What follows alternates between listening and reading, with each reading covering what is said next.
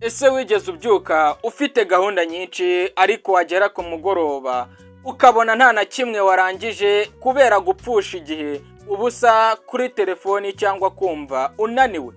Ubunebwe si uko udafite imbaraga, ahubwo ni uko ubwonko bwawe bwamenyereye guhitamo ibintu byoroshye aho guhitamo ibifite agaciro.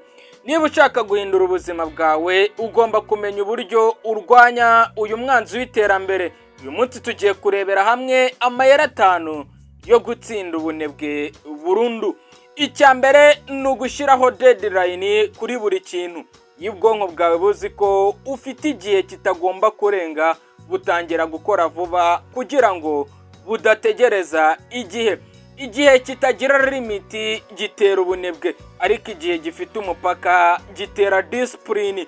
Icya kabiri ni ugukora ikintu kigoye mbere. Abantu benshi batangira umunsi bakora ibintu byoroshye, nyuma bagasanga bananiwe gukora iby'ingenzi. Ariko iyo ubanje gukora icyo kintu gikomeye, umunsi wawe wose uroroha kandi ukumva ufite achievement.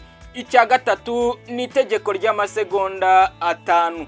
Iyo ugiye gukora ikintu ukumva ubunebwe buje, bara 5, 4, 3, 2, 1, uhita ubyuka ukore. Ntukaganire n'ubwonko bwawe kuko buzakubwira impamvu nyinshi zo kudakora. Haguruka ako kanya.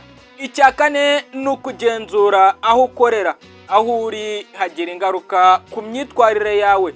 Niba ukikijwe n'ibirangaza, ubunebwe nabwo buziyongera. Ariko iyo uri ahantu hatuje kandi hagutera gukora, ubwonko bwawe bwinjira muri mode y'akazi. Icya gatanu ni ukwibuka ingaruka zo kudakora. Igihe cyose utsinzwe n'ubunebwe uba uri gusubiza inyuma ubuzima bwawe bw'ejo hazaza. Ibaza uti, niba nkomeje gutya nzaba meze nte mu myaka iri imbere? Iyi mitekerereze igutera gukora aho gusubika. Ubunebwe ni umwanzi w'iterambere wawe, ariko discipline ni urufunguzo rw'ubuzima bwiza. Niba wiyemeje gutangira gukora uyu munsi, andika ndakora muri comment.